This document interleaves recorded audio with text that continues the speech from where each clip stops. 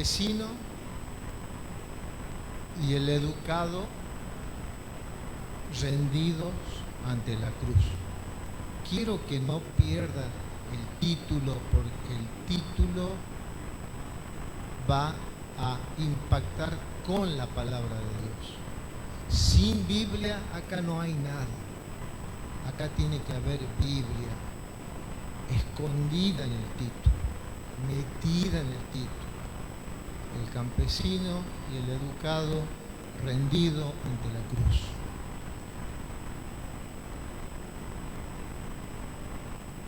Y si usted se apodera de este título y luego pone la realidad de su vida en alguno de estos personajes, usted va a cruzar esa puerta y va a volver a su casa pensando de otra manera. Los emperadores romanos eran la máxima autoridad. Mandaban sus generales lejos a conquistar un pedazo de Grecia o un pedazo de Libia. Llegaban hasta el norte de África y volvían a veces 1 año, 2 años después para contar su victoria, cómo se extendía el imperio. Y el emperador sabía que muchos de esos generales regresaban muy envanecidos, muy soberbios, y hacían una gran fiesta cuando llegaban a Roma y preparaban un carruaje con flores. Era toda una celebración, pero el emperador había dado la orden que cada vez que un general volvía para contar de su triunfo, en esa misma carreta, atrás del emperador, iba un esclavo. Y ese esclavo le decía al oído, o atrás, se sentaba atrás de él en un hermoso carruaje y le decía en latín, porque era el idioma de los romanos, le decía memento mori. Pasaban 2-3 minutos, memento mori. Mientras tanto el carruaje iba por las calles de Roma y la multitud lo abrazaba, lo tocaba, lo aplaudían, porque había conquistado algo más para el emperador, algo más para Roma. Y memento mori es: recuerda que vas a morir. Y el emperador tenía tal autoridad que cada general que volvía con un triunfo escuchaba a las espaldas: no te envanezcas, recuerda que vas a morir. Y 500 años duró el Imperio Romano, y de eso hoy solo quedan ruinas. Murieron los emperadores, murieron los grandes generales, murió el rico, murió el pobre, murió el plebeyo, murieron las familias aristocráticas. No hay nada del Imperio Romano. Cuando los turistas van a Roma y ven los coliseos, ven paredes derruidas. Es que era verdad. Memento mori. Recuerda que vas a morir. Y los dos personajes de la Biblia que tomo hoy con la ayuda del Señor, un pasaje está en Marcos capítulo 15, versículo 21. Solo se lo nombra una sola vez, pero tiene una riqueza la vida de este hombre. Su nombre nos dice mucho de él. De dónde viene nos dice mucho de él. Dice Marcos 15, 21. Y obligaron a uno que pasaba, Simón de Cirene, padre de Alejandro y de Rufo, que venía del campo, a que le llevase la cruz. Y lo llevaron a un lugar llamado Gólgota, que quiere decir lugar de la calavera, porque era una zona montañosa y había algunas piedras muy grandes que tenían forma de calavera humana, por eso se llamaba así. Y ahí los romanos crucificaban a todos los que hacían algún delito o al que ellos querían.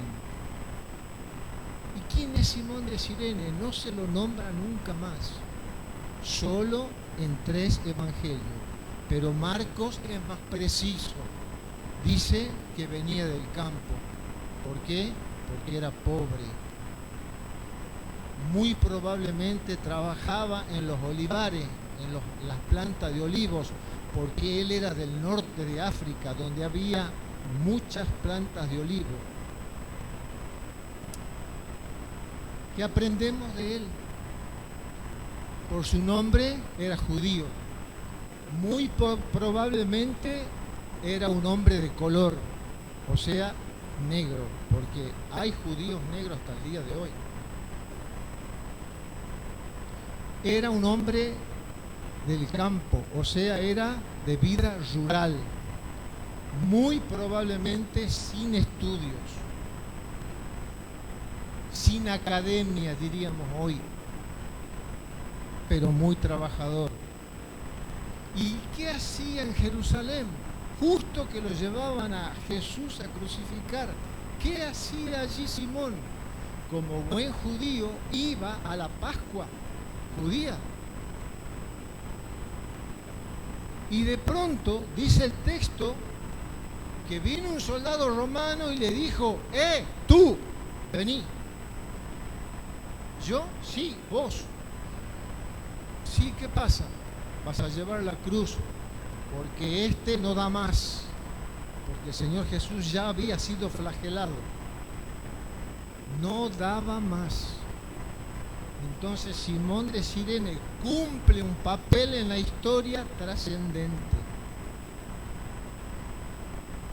Bendito Dios, te pido que me ayudes a compartir con mis hermanos y hermanas esta palabra, que nos deje esa enseñanza de la realidad de la vida de ellos, y que la mía, la nuestra, se asemeje en algún momento, en algún porcentaje, en alguna fase a la vida de Simón de Cirene y de otro joven portentoso que logró escribir más de 13 cartas del Nuevo Testamento. En el nombre del Señor Jesús. Amén. Amén. Y si Simón hubiera dicho: ¿y por qué tengo que ir yo?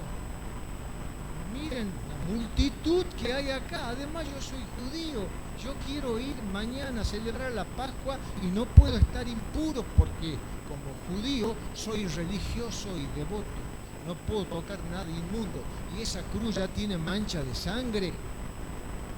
Y es verdad, porque Jesús ya había sido flagelado. La cruz está con transpiración del Señor, está con sangre del Señor. Esa cruz ya tocó tierra. Esa cruz está sucia. Pero Simón de Cirene no puede decir eso, porque los soldados romanos le tocaban el hombro y nadie se podía negar.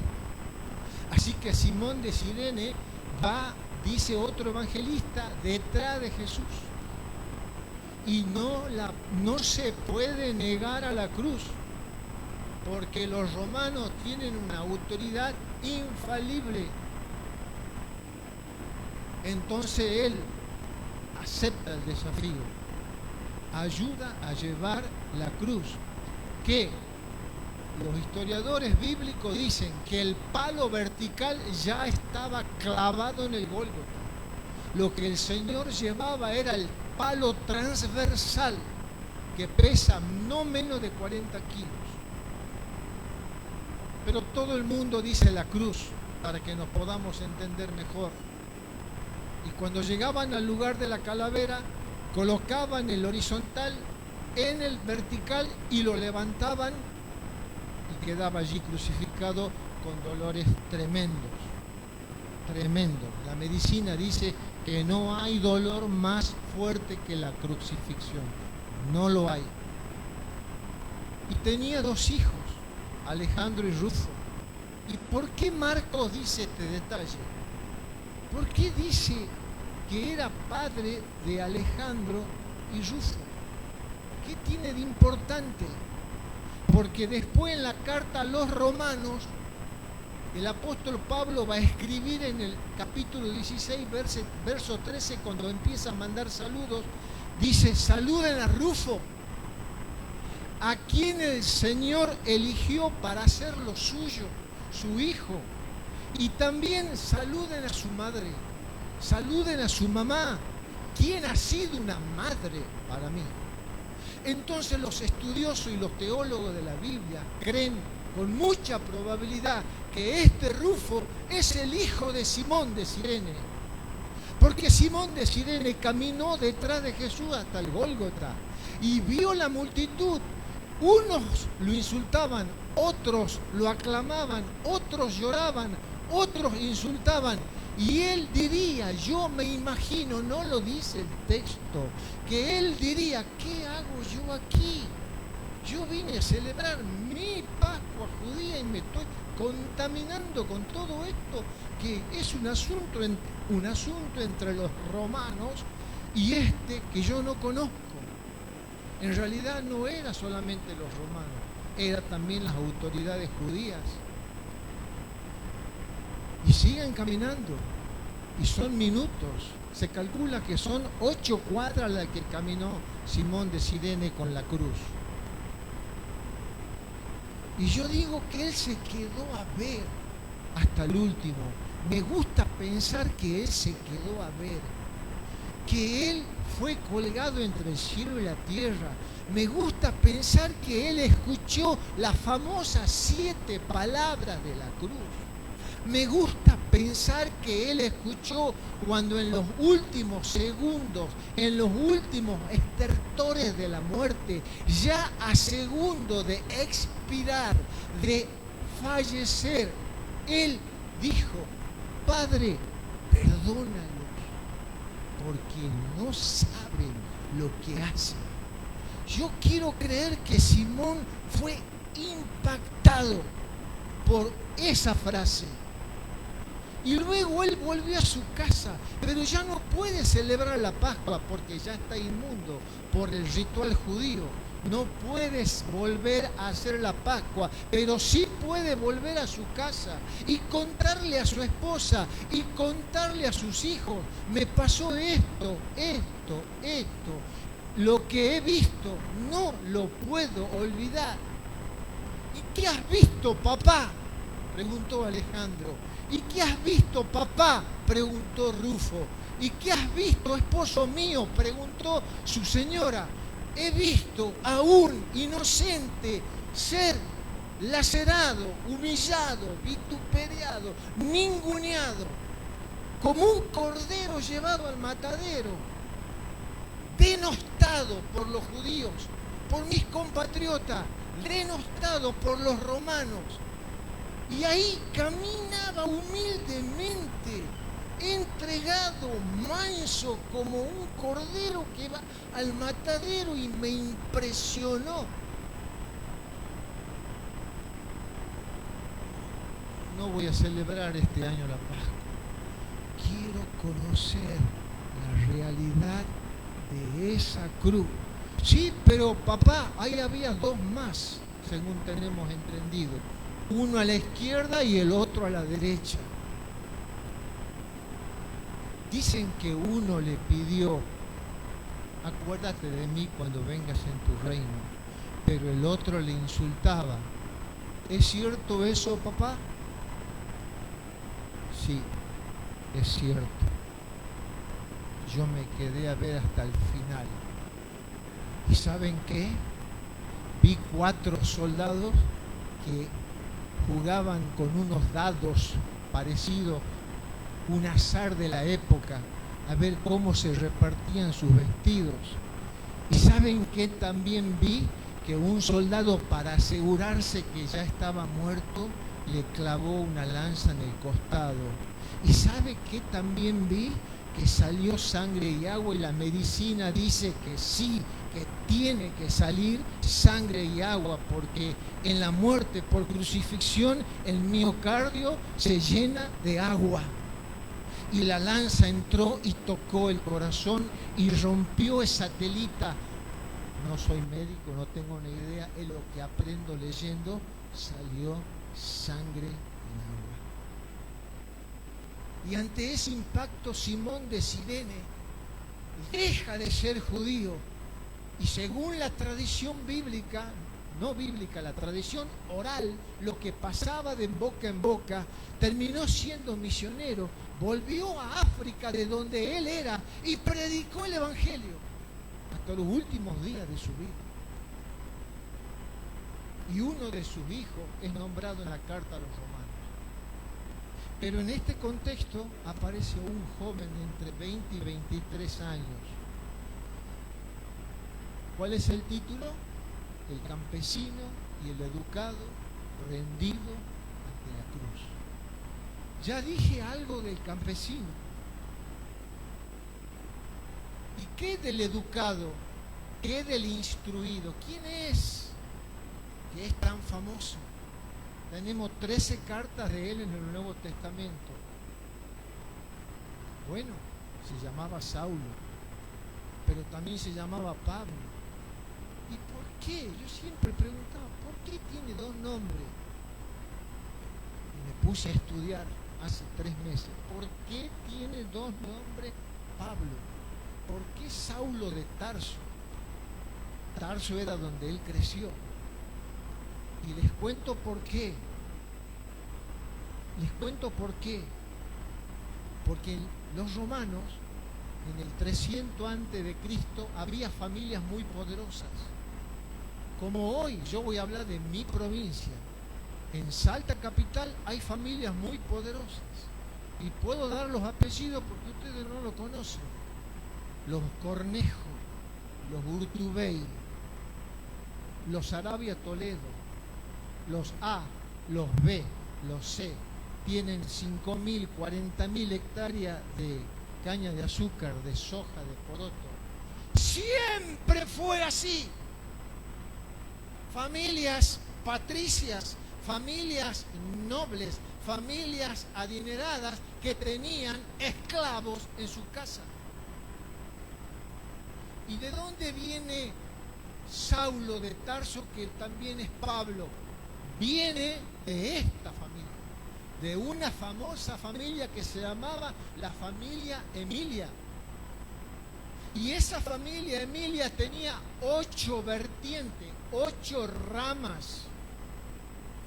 Y una de esas ramas era la Emilia Pauli. Muy poderosos en Roma, muy influyentes. Siempre tenían algún senador, algún diputado en el gobierno. Le estoy hablando del 300, 200, 100 antes de Cristo. Y de esa familia Emilia Pauli salió uno de los cónsules más famosos llamado Emilio Pablo. Y ese Emilio Pablo tenía un esclavo que era el abuelo del apóstol Pablo y que luego logra la libertad. Y cuando lograba su libertad, llevaba el apellido de su amo. Y cuando tenía hijos, y esos hijos tenían hijos, los hijos nacían ciudadanos romanos. Por eso es que Pablo era hebreo de hebreos cuando le escribe a los Gálatas, cuando defiende su apostolado a los filipenses, hebreo de la tribu de Benjamín en cuanto a la ley ultra farisea. ¿Pero por qué te llamas Pablo? Porque mi abuelo tuvo la libertad, dejó de ser esclavo y mi papá, con mi mamá, me procrearon a mí y yo nací libre con ciudadanía romana. Por eso soy educado. Por eso tengo influencias, por eso tengo dinero, por eso puedo ir y venir a Jerusalén cuantas veces quiera. Por eso tengo como profesor a Gamaliel, el profesor, el maestro, el rabino más caro de Jerusalén. Por eso yo estudio en la escuela de él, en el colegio de él. Por eso soy instruido, por eso conozco el Antiguo Testamento de memoria, porque yo soy educado, soy formado, porque soy ciudadano romano. Pero ¿saben qué? Al campesino y al educado, la cruz de Cristo le cambia la vida para siempre. Porque este hombre educado va a Jerusalén y le dice a las autoridades judías: quiero que me den la autorización porque me enteré que hay un grupo que se llaman los del camino, un grupo que se llaman los cristianos, que son seguidores de un tal Jesús de Nazaret y están buscando destruir nuestra fe, la fe judía, y yo no quiero que se deje de hacer la ceremonia en la sinagoga. Quiero autorización para viajar a Damasco, Siria, porque yo conozco un grupo ahí muy prominente y quiero traerlo a Jerusalén y que acá le hagamos un juicio y le tapemos la boca para siempre. Entonces las autoridades rabínicas judías le dieron esa autoridad en Hechos capítulo 9, que no lo voy a leer completo, por supuesto, solamente los versículos más sobresalientes. Y este judío educado, ¿en qué se diferencia de Simón de Cirene, el judío de color, pobre, trabajador, luchador, abnegado, devoto, religioso? ¿En qué se diferencia? En que uno es pobre y el otro es rico, en que uno no sabe nada de escuela, no sabe nada de las materias de la época y el otro sabe todo, mucho. Se sabía en el Antiguo Testamento de memoria, hermanos. ¿Ustedes tienen idea lo que es eso? Saberse el Antiguo Testamento de memoria, esto es literal. Pero un día iba camino, dice la Biblia en Hechos 9, iba contento Pablo. ¿Cómo quieren que diga? Saulo es el nombre hebreo, porque viene de Saúl, el único rey de la tribu de Benjamín que tuvo Israel. Y él lo decía: yo soy de la tribu de Benjamín, yo soy descendiente de Saúl, el primer rey de Israel. Él sacaba pecho con eso.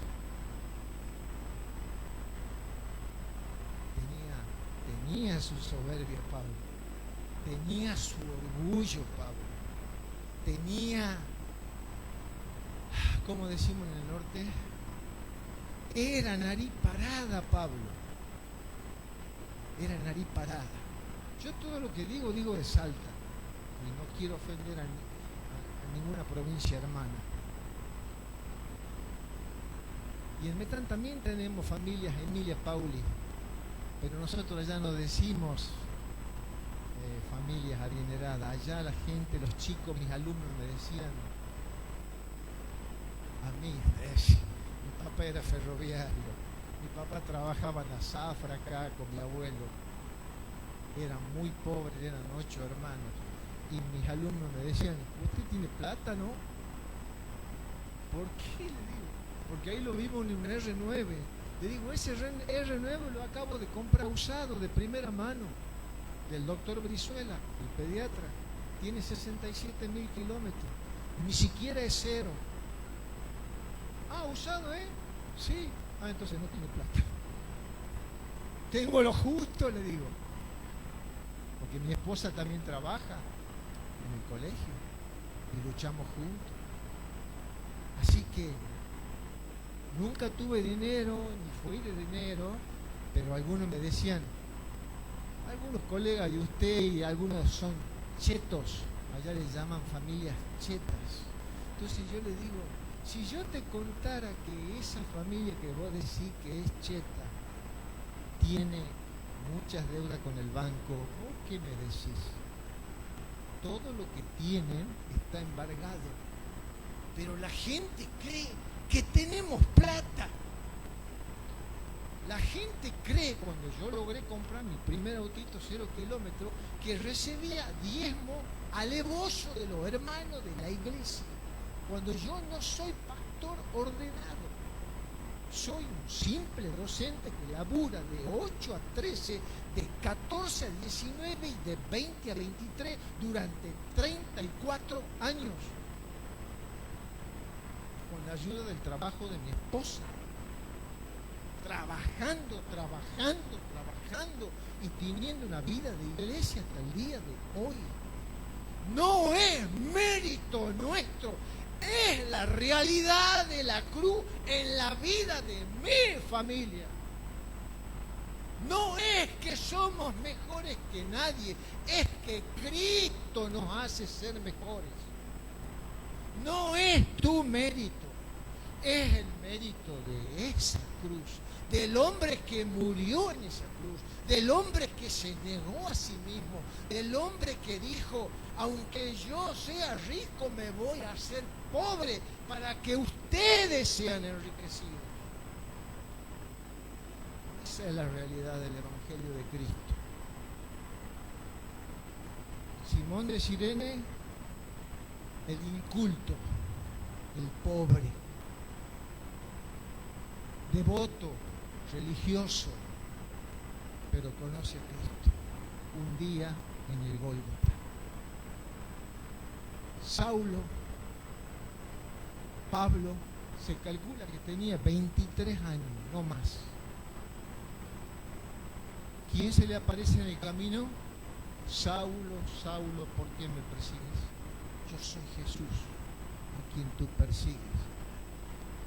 Y queda ciego, porque la luz refulgente de Cristo lo deja ciego. Ciego físicamente, y dice el texto que durante 3 días no comió, no bebió y no entendía qué pasaba, porque él va con todo el ímpetu para borrar a los cristianos del mapa. Pero estamos en el 2023 y los cristianos estamos todavía aquí. ¿Y de qué depende que sigamos creciendo? De cada uno de nosotros, porque con nuestra vida, nuestro testimonio, aunque pastores, aunque curas, aunque cardenales sean pedófilos, nosotros con nuestros testimonios nos vamos a encargar de mostrar de que no todos son así. Porque los medios de comunicación hegemónicos, cuando un pastor hace una obra maravillosa en África, jamás la informan. Pero cuando un religioso de alguna denominación cristiana toca a un niño en Libia, salen todos los medios de comunicación. ¿O no? Es así. La realidad de la cruz es la que vos estás viviendo ahora como hijo o hija de Dios. No conozco a nadie. Tal vez hay alguien que no sabe nada. Primera vez, tal vez, que escucha hablar de este Jesús tan distinto. Y hoy, hace rato le preguntaba a mi esposa: nombrame algún prominente de la historia que haya quedado en los libros. Y ella me dice: Churchill. Ah, sí, lo anoté, acá lo anoté. Primer ministro británico. Logra ganar la guerra a Hitler. Pompeyo, Alejandro el Grande, Napoleón, quería conquistar el mundo. Stalin, el Che Guevara, Mandela, Gandhi. Y puedo nombrar más. Y puedo venir más acá. Alguien que fue un pastor bautista, un negro maravilloso, le digo yo. Un pastor, un hombre de Dios que logró que los negros sí pudieran sentarse junto con los blancos en los colectivos de Estados Unidos. Ya no tienen que sentarse atrás, pueden sentarse donde quieran porque son hijos de Dios como cualquier otro. Martin Luther King. Pero ¿quién muere hoy por Martin Luther King? ¿Quién muere hoy por Mandela? ¿Quién muere hoy por la Madre Teresa de Calcuta? Nadie.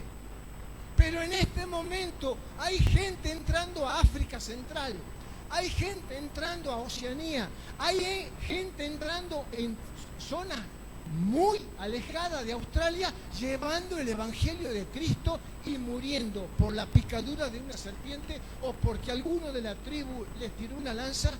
¿Quién sigue muriendo por él? ¿Quién es ese hombre y Dios al mismo tiempo por el cual la gente sigue muriendo? Uno solo: Jesús de Nazaret. Esa es una realidad indiscutible, la realidad de la cruz. ¿Qué le decía el esclavo al general cuando volvía todo victorioso? Memento mori. Memento mori. Recuerda que vas a morir. Pero el general, si era muy vanaglorioso, tal vez le decía: cállate, deja de molestarme, quiero escuchar los aplausos y las loas de mi pueblo.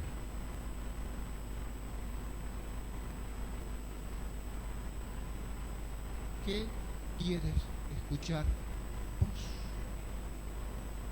¿De quién estamos hablando? ¿Por qué vienes los domingos a la iglesia? ¿Qué te trae? ¿Inercia?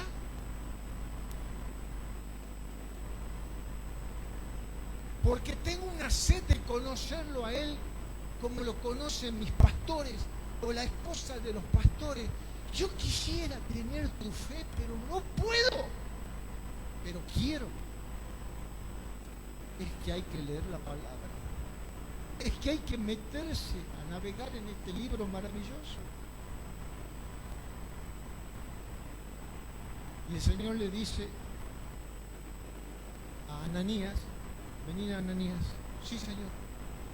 Va a venir a tu casa una persona que yo la dejé ciega. Va a venir, vos vas a orar por él, le vas a imponer las manos y él va a recibir la vista. Estoy en Hechos capítulo 9, versículo 12. Va a venir ese hombre. Ananías era un cristiano de Damasco. Sí, Señor, lo que vos digas. ¿Cómo se llama él? Saulo. Saulo, pero sí nos anda buscando para matarnos a todos, Señor. Es un asesino, es un criminal, busca destruirnos. Yo te digo que él va a venir a tal día, a tal hora, y vos vas a orar por él, vas a ponerle la mano encima y él va a recibir la vista. Lo que tú digas, Señor. Y el texto en Marcos, en Hechos 9,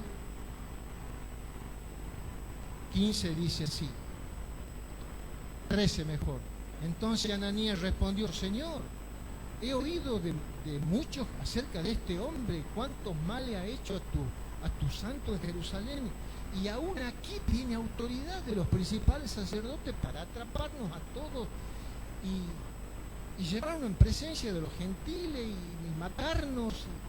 Verso 15, el Señor le dijo: anda, ve, porque instrumento escogido me es él para llevar mi nombre en presencia de los gentiles, o sea, de todos los que no son judíos y de todos los judíos. 16, porque yo le voy a mostrar cuánto le es necesario padecer por mi nombre.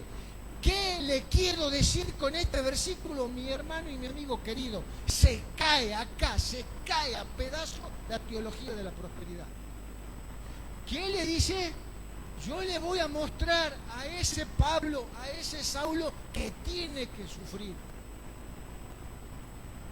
por mi nombre. 17. Fue entonces Ananías y entró en la casa y poniendo sobre él las manos, dijo. ¿Qué dijo? Dijo, esto podemos pasarlo rápido y no nos damos cuenta, pero la lectura esta es bendita, sagrada. Dijo: asesino Saulo, criminal Saulo, mira, te vengo a poner las manos porque el Señor me manda, pero yo no te creo nada, ¿verdad? No dijo así. ¿Qué dijo? hermano Saulo, hermano,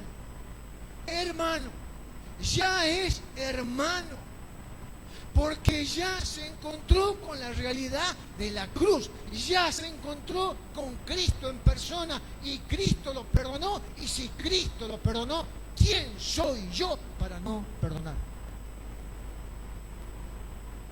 ¿Quiénes somos nosotros para no perdonar? Hermano Saulo, el Señor Jesús, que se te apareció en el camino por donde venías, me ha enviado para que recibas la vista y seas lleno del Espíritu Santo. Y al momento le cayeron de los ojos como escamas y recibió al instante la vista. Y levantándose, ¿por qué? Porque estaba caído. Y la única manera de que te levantes si estás caído espiritualmente es ver la luz de Cristo refulgente viniendo a tu vida, perdón de pecados, vida eterna, como el ciego ese que los judíos le decían: ¿y qué ha hecho? ¿Y cómo te ha dado la vista? Estás mintiendo. Y llamaron a tu papá, que venga tu mamá. ¿Es cierto que tu hijo era ciego? Sí, era ciego de nacimiento. ¿Y cómo recibió la vista? Pregúntale a él ya es grande. Ha venido de nuevo para acá. ¿Cómo hizo? ¿Y qué hizo? ¿Y qué te dijo? No le creían y él dijo una cosa maravillosa: ustedes crean lo que quieran, yo soy fáctico, yo voy al hecho. Yo era ciego y ahora veo. Lo que ustedes piensen de él me tiene sin cuidado. Yo conozco la realidad de Jesús. Él me dio la vista. Mi vida cambia para siempre. Mi vida cambia para siempre. Mi vida cambia para siempre.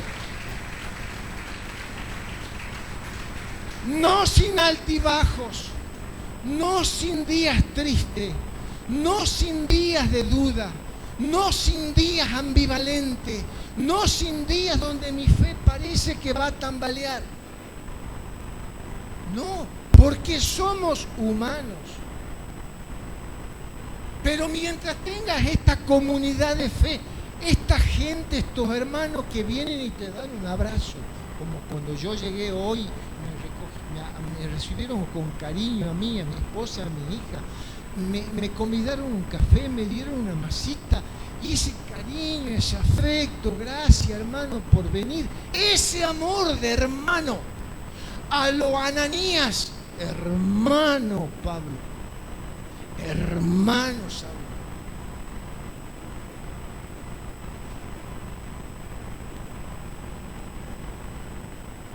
¿Qué soy yo? ¿Qué eres tú? ¿Un Simón de Cirene? ¿O un Saulo, un Pablo? Acá no importa la educación, no importa los bienes materiales que posees. ¿Sabe por qué? Porque memento mori. Memento mori. Recuerda que vas a morir. Y todo lo que has provisto, ¿de quién será? ¿Quién dijo esas palabras? El Señor Jesús.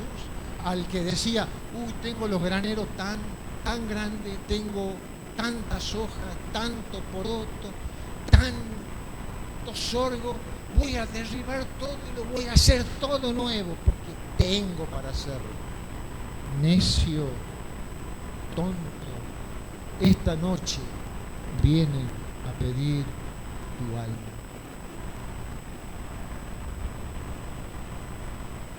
Yo elegí una canción que se llama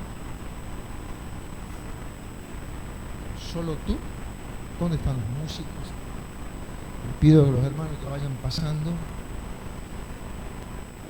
Y hay 3 frases que yo las tengo internalizadas en mi memoria y en mi corazón. ¿Quién es el Rey de Gloria? ¿Quién es el Rey de Gracia? Tú eres el Rey que salva. Enseguida la vamos a cantar. Pero yo necesito y deseo de corazón hacerte reflexionar Escuchen, cuando ustedes eran niños o preadolescentes o adolescentes, ¿alguna vez les regalaron un juego? Un juego.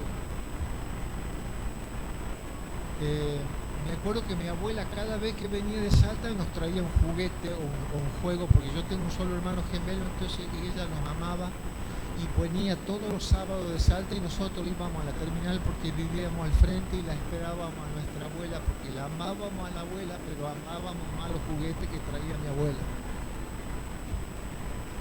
Y mi abuela nos traía todos los álbumes que salían, de la Cenicienta, el álbum de figuritas de jugadores de fútbol. ¿Cómo la extraño a mi abuela?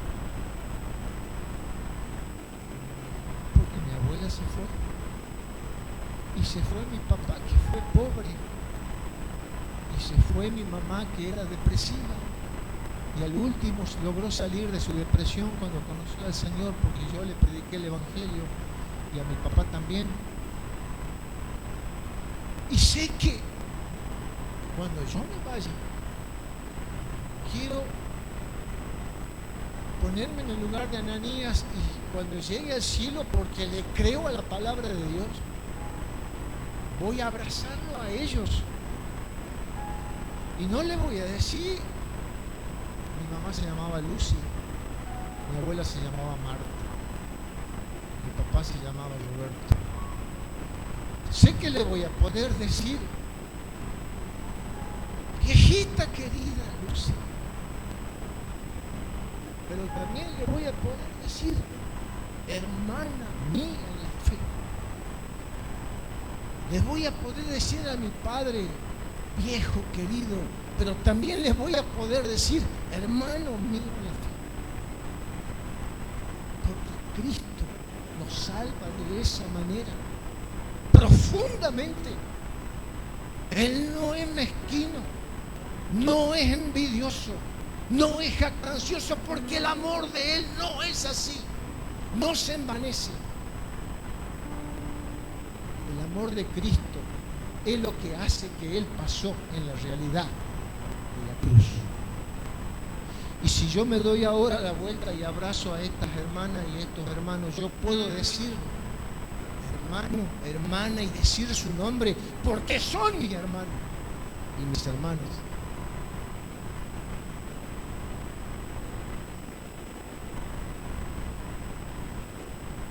Esto pasó en Perú, donde nace el Amazonas, pero ya casi llegando en la parte baja del Perú. La parte baja del Amazonas es tan grande que hay brazos del Amazonas que son ríos caudalosos. Imagínense lo que es el río Amazonas. Y había un muchacho cristiano que tenía una balsa, balsero, y él hacía cruzar a las personas al otro lado de ese brazo del río caudaloso. Y llega a ese lugar un botánico, un biólogo, un ingeniero agrónomo, muchos títulos, muy educado, muy formado, muy ilustrado. Amigo, ¿me puedes pasar al otro lado? El balsero le dice, sí, ¿cómo no, señor? Y él tenía un aparato viejo de cassette donde escuchaba música cristiana. Y empiezan a cruzar ese brazo del río. Y el científico le dice, esa música es distinta. No, es que yo soy cristiano y estoy escuchando música cristiana. Pasan unos minutitos y él le dice, amigo, le vamos a decir que se llama Pancho el balsero. Pancho, muy usado en Salta. Pancho, ¿vos sabes algo de geografía? No, la verdad, señor, yo no sé nada de geografía. Qué lástima, porque estás perdiendo el 10% de tu conocimiento. El balsero, Pancho, muy humilde. Es que él es como Simón de Cirene, perfil bajo. El científico le vuelve a preguntar, ¿y sabes algo de gramática? No, la verdad, señor, que yo toda mi vida trabajé en esto Mi padre me enseñó el oficio y yo cruzo y traigo gente. La verdad que no fui a la escuela, no sé nada de gramática, no sé qué es eso. Qué lástima, porque estás perdiendo otro 10% del conocimiento. Es la mirada del educado contra la mirada del pobre que no puede ser educado, porque no puede. Y así le iba pasando, preguntando, ¿y sabes aritmética? No. ¿Y sabes historia? No. ¿Y sabes algo de arte? No. Señor, esta es mi vida. Cruzo gente y traigo gente. Esto es lo que yo soy, pero soy feliz. Esto es lo que yo soy. Distraído con la conversación. El balsero experimentado, pero como el científico lo apabullaba con su conocimiento, chocan contra una piedra, rama enorme, y la balsa se parte al medio, se separan las tablas, caen al río, y entonces pregunta Pancho por primera vez: querido amigo científico, botánico, biólogo molecular, ingeniero aeroespacial, lo que vos quieras, ¿sabe usted nadar? Y el científico dice: no sé nadar. Pues usted va a perder el 100% de todos sus conocimientos y va a perder su vida y no va a tener la salvación de su alma, porque ¿de qué le sirve al hombre y la mujer manejar todos los conocimientos, toda la ciencia, si no conoce al Señor de la vida, que yo conozco y soy feliz, aunque soy pobre, aunque soy un miserable balsero? Vivo para Él, vivo con Él, duermo con Él, sueño con Él, porque me espera la patria celestial, donde voy a estar con los míos y no habrá más lágrimas, más dolor, más llanto, porque ahí los voy a ver a todos.